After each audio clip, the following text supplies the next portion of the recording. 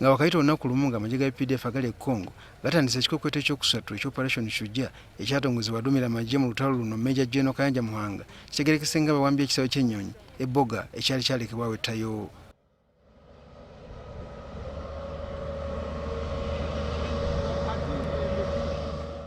Ku Lwokubiri Sabbiiti eno Major General Muhanga yatongoza ekikokweto kino ku mugase muli omwali amagye okusala omugga guno okweyongerayo okuffeffetta abajambula ba ADF mu buvanjubwa bwa DR Congo.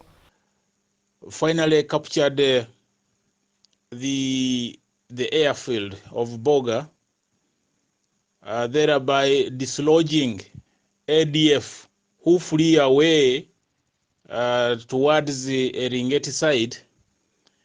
Kigamba nti abajambula ba ADF badde bakozesa ekisaawe kino ng'ekimu ku bifo mwe beekweka nga gye bava okulumbagana abantu.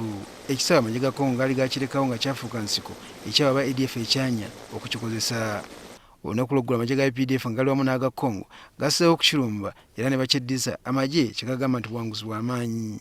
This also indicates that peace is going to be realized in a Boga area, and we shall continue on with hunting ADF terrorists wherever they will be moving to. Major General Muhanga bwe yali aggulawo ekiwenda eky'okusatu eky'okulwanyisa abajambula ba ADF ku Lwokubiri lwa Sabbiiti eno yategeeza nga bangi ku bayeekera bano bwe battiddwa so nga abalala badduse. Ono yakubira abakyali mu kugumaza embira omulanga beeweeyo mu mikono gya gavumenti. ADF tubagamba tuddamu kubakubira omulanga amnesty gye baabawa ekyaliwo abaripootinga tebajja kubasiba,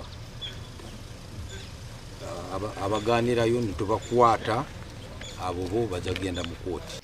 Kinajjuka nti Sabbiiti ewedde abateebereza okuba abayeekera ba ADF saakaba ekibinja ky'abayeekera ekiyitibwa Kodeko baliko ebitundu bye baalumba mu buvanjubwa bwa DR Congo ne batta abantu 64.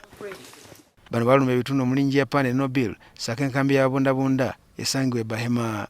UPDF ekyagenda mu maaso n'ebikweketo bino ng'ekozesa amagye omuli ag'omu bbanga saagawo ogw'oku ttaka era Major General Muhanga agamba baffeffetta ba ADF yonna gye bali.